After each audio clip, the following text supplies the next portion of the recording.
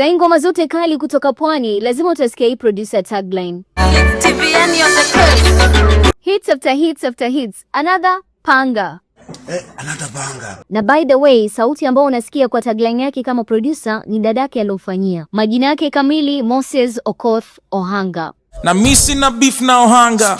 Ohanga unitaki kwa nini? Yes, amezaliwa Kakamega, amelelewa Mombasa. Amependa mziki kutoka zamani sana. Akiwa high school, alianza na kuandika cover songs. He is multi-talented, rapper, producer, video director, CEO na founder wa Black Rhino Studios and Black Rhino Empire. Kabla mziki, amefanya kazi ya mjengo. Studio yake ya kwanza kabisa kwenda kurekod, kulikuwa na issue ya management, hakuwahi kupata ngoma zake. Hiyo hasira ikafanya atake kujua mambo ya production, ndo aweze kuproduce ngoma zake mwenyewe. Ngoma yake ya kwanza kama producer kuingia mitaani na kupata radio play inajulikana kama Tomorrow by Mapopo. Tomorrow mambo atajipa na yote atapita. Tomorrow mambo atajipa na yote atapita. Kama producer, ngoma ilompatia a stamp of approval inajulikana kama Anita by Makamanda. Makamanda. Sana shamba. Tiviani on the coast. Shambia mpaka wana, yana na kumanya. As a rapper, utamuita Tiviani official na tagline yake ni Fully Garden.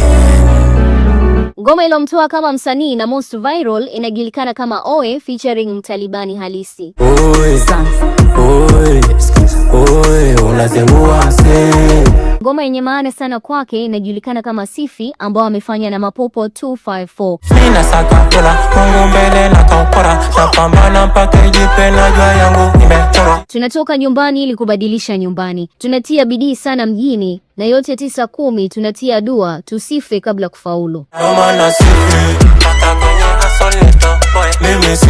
His latest project inajulikana kama Jieleze ambayo amefanya na Mapopo 254. Unaipenda unataka mbona hauiombi? Santa George ka unanipenda wakati hauongei. Jieleze. He is the CEO na founder wa Black Rhino Studios ambapo anafanya kazi as an independent producer. He is the founder na CEO wa Black Rhino Empire where he works as a talent manager. So far ana manage Mapopo 254 and soon atakuwa anamtambulisha Lupi 254. Ni ngoma gani kali ya Tiviani kama producer na Tiviani kama rapper? Make sure umeandika down in the comment section.